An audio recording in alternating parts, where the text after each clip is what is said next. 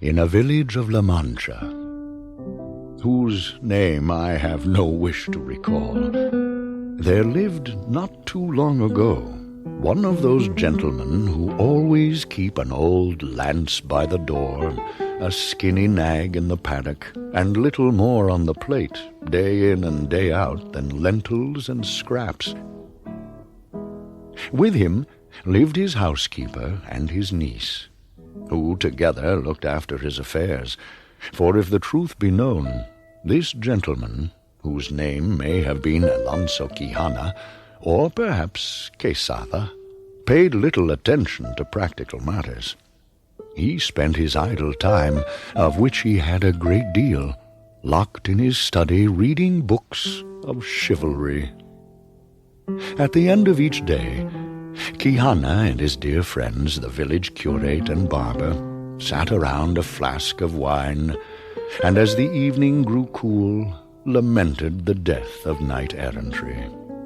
But, to the dismay of his friends, whose interest in this matter was purely fanciful, Quijana so immersed himself in these tales of enchantments, battles, challenges, quests, and 1,000 other impossible things, that from so little sleep and so much reading, his brain dried up and he lost his wits. Now there dawned on him as strange an idea as ever occurred to a madman, that he himself, at the age of 50, should become a knight-errant and roam the world on horseback in search of adventures. Early one morning, without telling a soul, he set out from the village mounted on his skinny nag, and dressed in a suit of rusty armor. For 2 days, not so much as a whisker was seen of him. But on the evening of the 3rd day,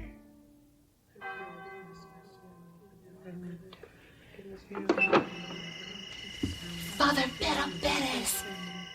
Father Perez! Maria, what is it?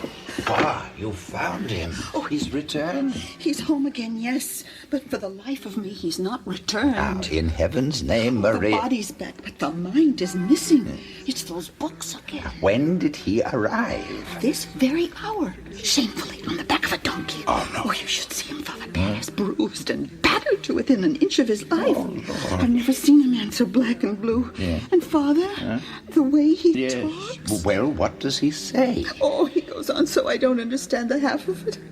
But when we asked him how he came to injure himself, he says, giants. Says he took a great fall from his horse, battling 10 godless giants. Oh, so now there are giants in the dance. It's worse and worse. And worse, he insists his name is no longer Alonso Quijana, but Quixote of all things. Don Quixote de la Mancha. De la Mancha. A knight-errant, he says. Oh, no. And when his niece tried to convince him otherwise, he simply replied, I know who I am and who I may be if I choose. Oh, dear. Oh, if only those damnable books of his had never been written. Yeah. A curse, 1,000 curses on every book of chivalry. Oh, will you come, Father? Of course, Maria. You go on ahead, and I'll stop and fetch our friend, Master Nicholas. Oh, thank you, Father, thank you. Yes, now run along, and I'll be there soon.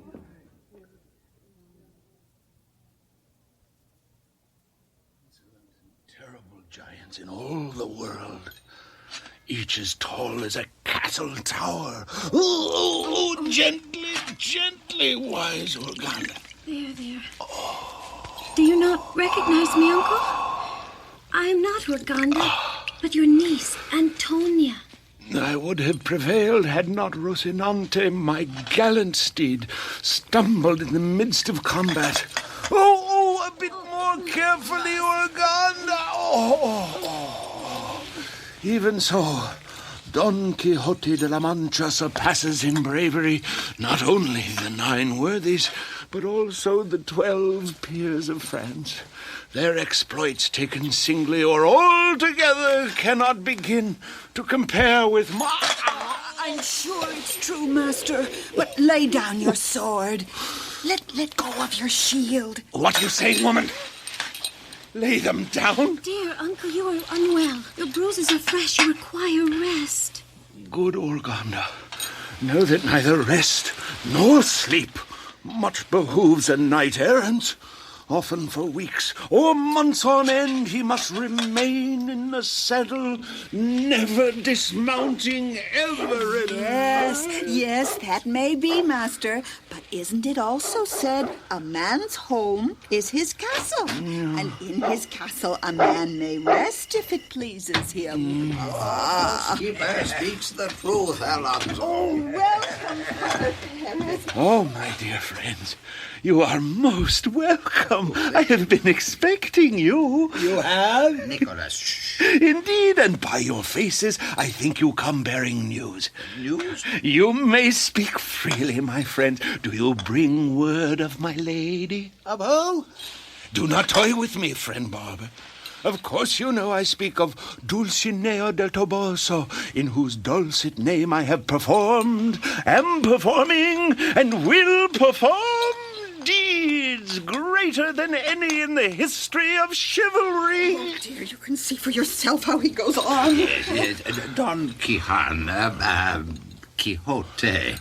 It is true. We bring word of your lady Dulcinea de Todoledo. Del Toboso, sir. We do? Shh. Del Toboso. And she beseeched. Beseeched? Oh, nay, she must not beseech. Then requested. Nay, she must not request, knowing I have no choice in the matter. Well, commanded? Commanded. Her word is law, her tone grace. I cannot but obey. Yes.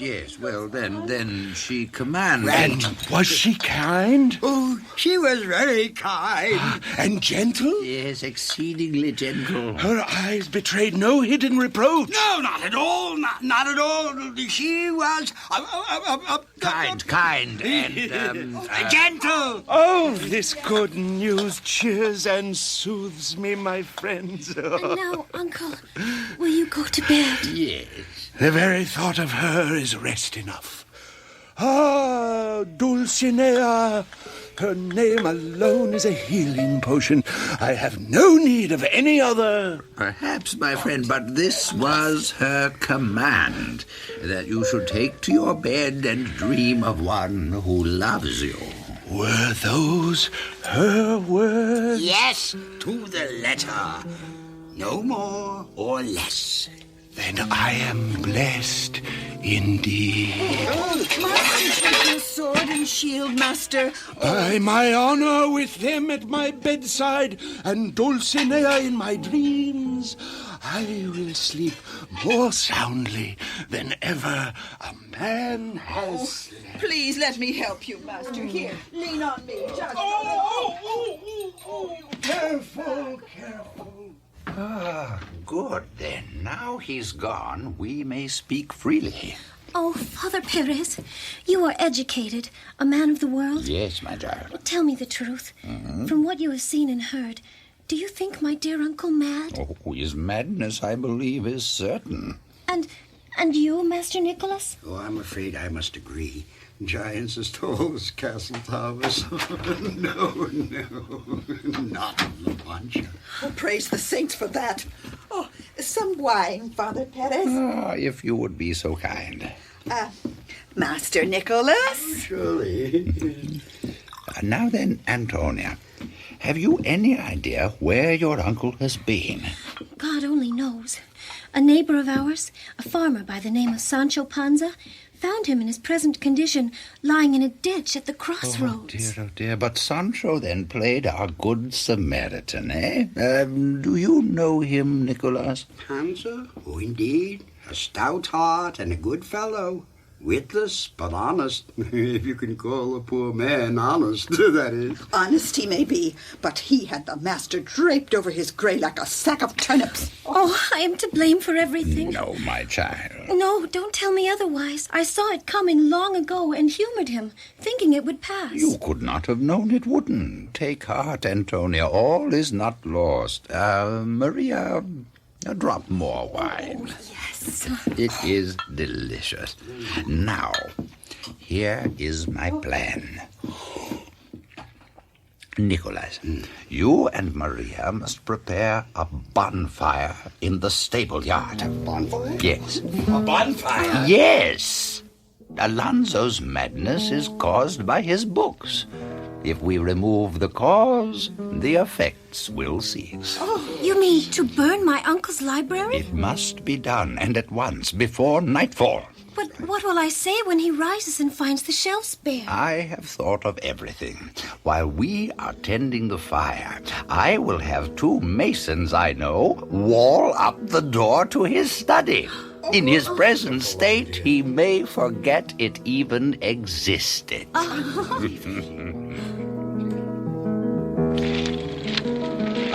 Now, Nicholas, why the long face? I can't help but feel a bit, ashamed. Ashamed? Whatever for?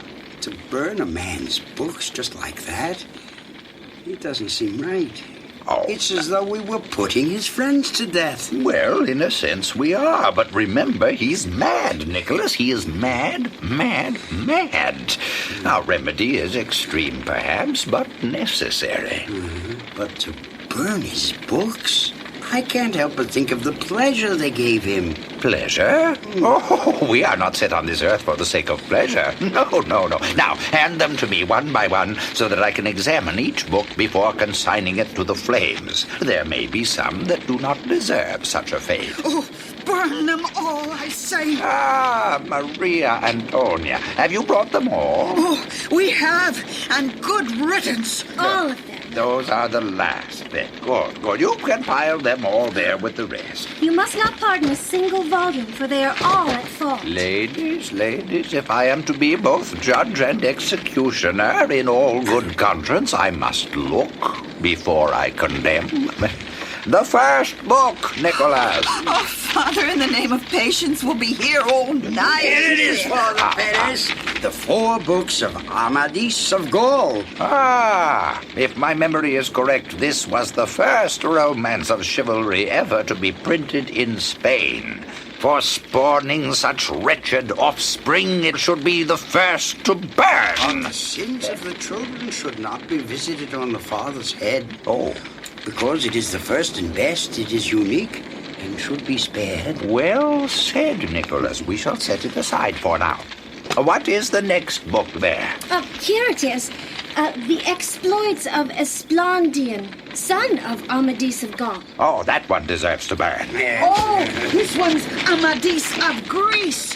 It seems they're all brats of Amadis in this pile. Oh, to rid the world of these devilish conceits, I would burn my own father if he paraded about as a knight-errant. Oh, I agree with you there. And I, too. Well, burn them and stop yammering about it. All right, here with there. All in the...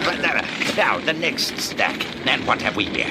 Don Alevante de Laura. Oh, it's outlandish lies. Rhyme smatter Hircania. For its dullness. Not here, the night. Yes, very old and equally obnoxious. But it is a real fine. What? Don Marianis, a fine book. Why, you must be daft. A worse book has never been written. Now, listen to this. Tell me what you make of it. Here. The reason of the unreason that so afflicts my reason in such a manner weakens my unreason that I with great reason admit of your beauty. There. I confess I can make nothing of it Well, whatsoever. you see, to the fire with it. What is this? It's a copy of Tirant Blanc. Oh, that's a masterpiece. That's a treasure of good sense and a mine of enjoyment. I'll set this one aside. What of these smaller volumes here? Oh, well, those are poetry. No doubt you can preserve them without harm. Oh, but Father Perez, once my uncle is cured of chivalry, he might read one of these and take it into his head to become a shepherd. Or worse yet, a poet, which is surely incurable. I fear you're right. Yes, we should remove all temptation from his path. There. Is that the last of them? One more, La Galatea by Miguel de Cervantes. Now, wait. Cervantes and I have been friends for many years, and though it is said he is better versed in misfortune than he is fortunate in verse, he is well worth a glance or two. Oh, what the devil Dear, now? the master's off again. He must have found his study. Or was unable to find it. We must go. Come along. Are winning the turn. Archbishop! If we lose this tournament to the knights of the court, we who call ourselves the 12 peers are disgraced this day. Oh, Don Quixote, what is lost today may be won again tomorrow without disgrace. But now you must mind your health, for I can see that you are sorely wounded. Not wounded, Senor Archbishop, but bruised to a pulp. Poor Master. I am, however, quite recovered. And who else is there? Oh, it's... The wise Urganda. Perhaps, Enchantress, you can tell me where my books have gone. Your books, Uncle? Nowhere to be found. And my study as well has vanished without a trace. Well, perhaps you misplaced them.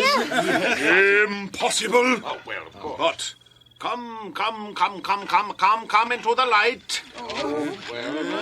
Yes, you are all covered with soot and ashes. Dear. Senor Archbishop. Yes, well, it's all very simple to explain. Simple. Master Nicholas. I was. He was.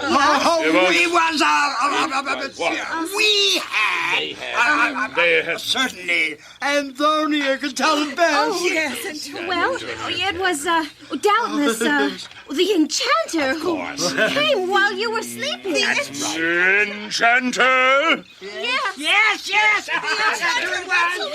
He rode up to the house on a serpent and entered your study. We tried to stop him. He remained there an awfully long time, nearly an hour, before he mounted his steed and rode away. Serpent, you said.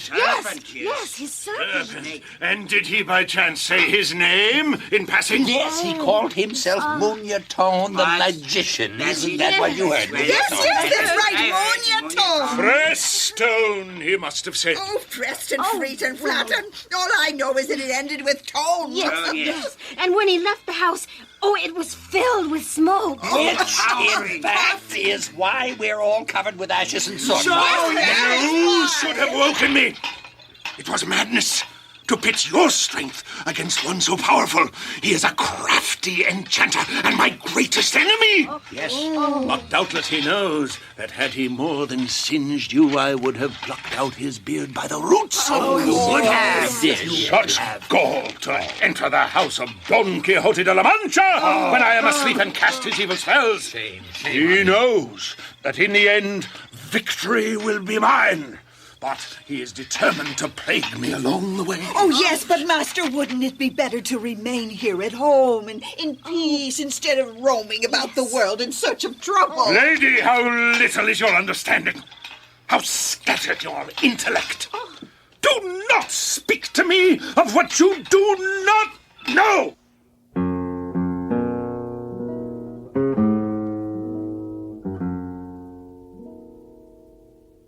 In the 2 weeks that followed, Don Quixote remained quietly at home. The curate was pleased with his friend's progress and expressed hopes for his complete recovery. But Don Quixote's rest had only strengthened his resolve. He was no less determined to venture forth as a knight-errant, righting all wrongs and bringing to his name glory and renown. If the curate had no inkling of this, neither did he know that Don Quixote was meeting in secret with that same poor farmer who had first rescued him. Sancho Panza, do you accept my offer? I don't rightly know, Your Grace. I mean, if a man had half a brain, he should jump at the chance of being squire to the greatest knight in Christendom. And though I never was one to cry over spilled milk or to count the egg before it hatched, I am, it may be said, not agreeable with burning all my ridges behind me. Bridges, you mean to say, Sancho? How's that?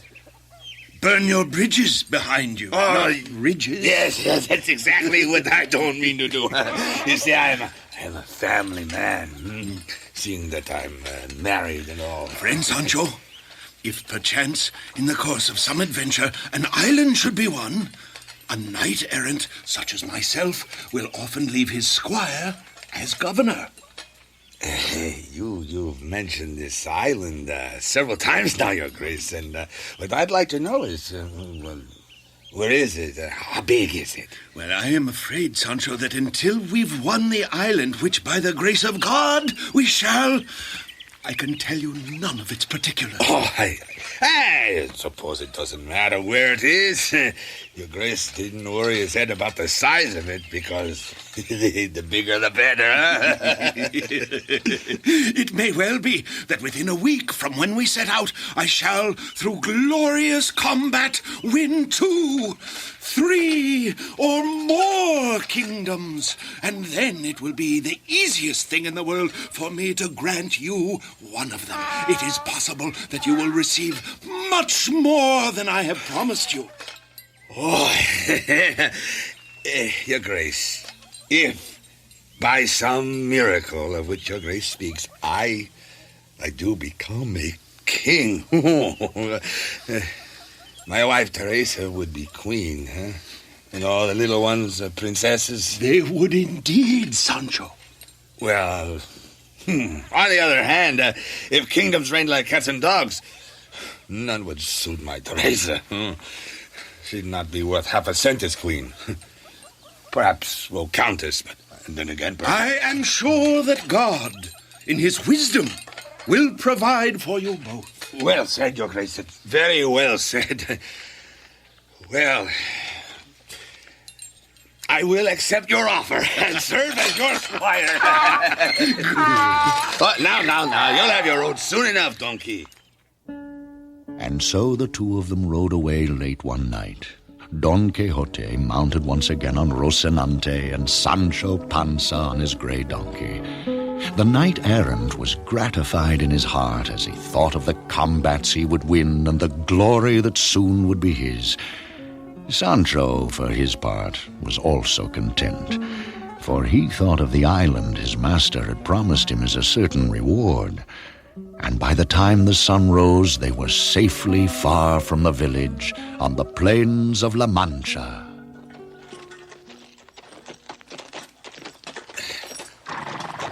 My lord Don Quixote. What is it, Sancho? Begging your pardon, Your Grace, but, the sun is up, and we have ridden, many leagues already. Wouldn't it be best to stop and refresh ourselves with something to eat? If you are hungry, Sancho, you have my permission to eat as we ride. Oh, thank you, my lord, thank you. Would you care to join me? I have here, let me see, I have chicken and cured ham, dried beef, cheese, bread, wine. At present, Sancho, I am nourished by sweet memory. However, eat and fortify yourself, for I believe that on this plain we will sink our arms to the elbows in adventure.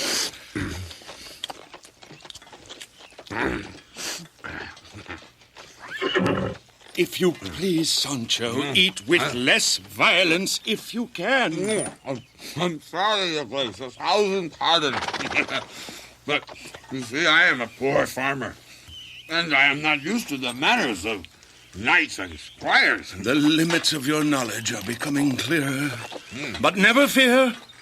I will teach you your duties as we ride. For example, even though I be surrounded by the most extreme danger, you should not lift your sword to defend me. On my honor, I'll observe that like a Sabbath. What is it, Your Grace? Look. There, Sancho. Where? Fortune smiles on us, my friend. See, there in the distance. More than 30 lawless giants standing at our path. I will do battle with them and deprive them of their lives. And with the spoils from this encounter, we can begin to enrich ourselves. What giants? Those before us, flourishing their long arms. Now look, my lord, those are not giants at all, but windmills. Windmills! Yes! And those things that appear to be their arms are merely their sails, which turn in the wind and cause the millstones to go around. It is quite plain to see that you have no experience in the matter of adventures. It is clear to me that the magician Preston, who robbed me of my books and my study, has just now changed the aspect of these giants into windmills to rob me of the glory of defeating them. But defeat them I will. If you are afraid, Sancho, stand off to one side and say your prayers. But your grace, Rocinante! Onward into battle! Come back! Oh, no! Sinner that I am, what will become of my master now? Seek not to fly, coward! Vile creatures! I am but one, though you are many. Stand and fight!